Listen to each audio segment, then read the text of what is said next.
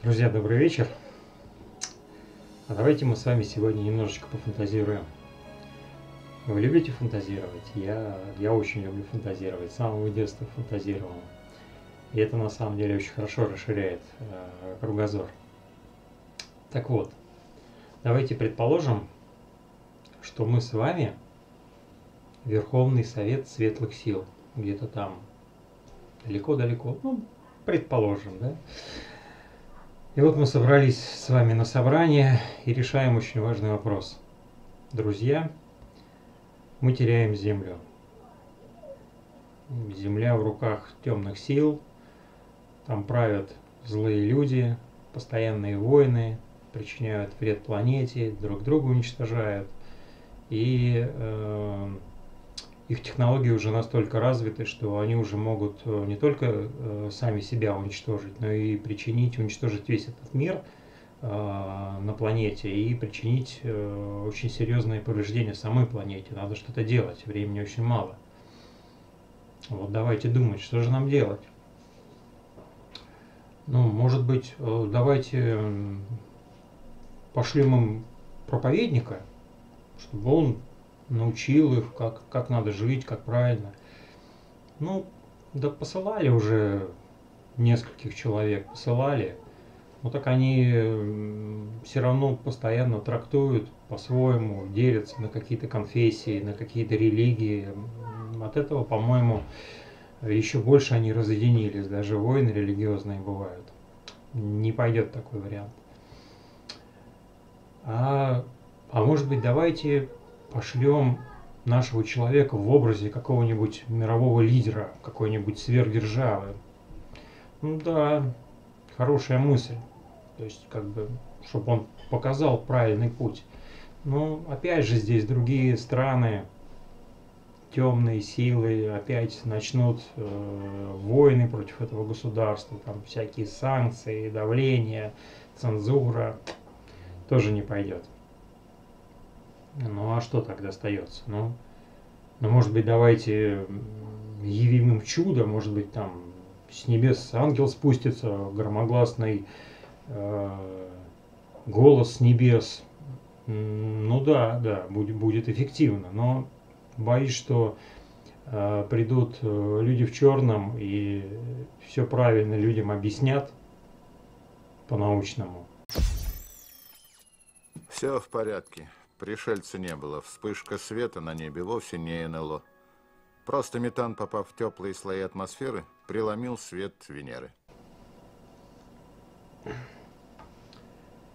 О чем мы с вами-то говорили? Что-то я потерял хоть мысли. Ну так вот. Что же нам? Как же нам помочь людям? Как нам спасти планету от уничтожения? Спасти целую цивилизацию от уничтожения? Потому что они делают все для того, чтобы себя уничтожить.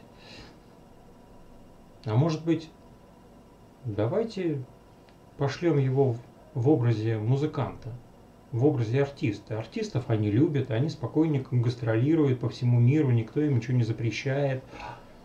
Точно. То есть он сможет сразу охватить как можно больше людей. А еще давайте наделим его идеальным слухом, идеальным голосом, чтобы сразу вот он людям нравился. Точно, классная мысль. А если еще мы ему дадим новый язык, чтобы его люди слышали не ушами, а сразу душой, тогда он сможет сразу достучаться до души каждого человека. И если в этой душе есть еще росток любви, если он еще не завял, если человек его еще не затоптал в себе, то этот цветок сразу расцветет, и люди сразу проснутся. Отличный план. И, наверное, гениальный план. Наверное, лучше-то и сложно придумать. Как вы думаете? Ну, в общем, я для себя давно все определил. Ну, как давно? Ну, месяц назад, с момента моих первых видео. И еще один важный критерий, по которому я всегда стараюсь принимать решения, анализировать, это какие же плоды несет этот человек. Потому что дерево познается по плоду своему, а человек по делам своим. Вот я смотрю, что дела этого человека благие. Лично мне он принес уже колоссальную пользу. Вот только за это, то, что сейчас со мной происходит, только за то, что он пробудил меня от многолетней спячки, и я увидел этот мир таким, какой он есть, прекрасным, и то, какие изменения происходят в моей жизни, я уже ему благодарен до конца дней своих, может быть и намного дальше. Вот только за это. Уже не важно, как бы, что будет дальше, не важно, как он дальше, у него повернется судьба. Я уже за это ему благодарен. И это на самом деле очень дорогие плоды. И я думаю, что вы на самом деле чувствуете то же самое. И если опять применять слово пророк,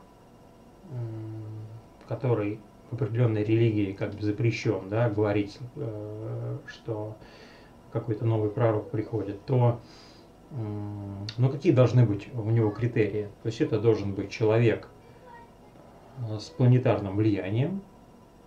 У Димаша есть планетарное влияние? Есть. Этот человек должен обладать новыми знаниями, которые он несет людям. Есть у Димаша новые знания? Абсолютно. Это он просто нам дал два ключа. Он нам дал новый посыл на объединение, что все, что нам нужно, это только любовь. И он нам дал новый язык, благодаря которому он до нас, до всех и достучался. Не язык обычный, человеческий, а язык вибраций, язык музыки. И человек обладает уникальными способностями. Ну, то есть, как раньше говорили, с чудесными способностями. Он совершенно точно обладает вот этими уникальными способностями при помощи своего голоса, эталонного голоса и слуха, и музыки проникать в самое сердце.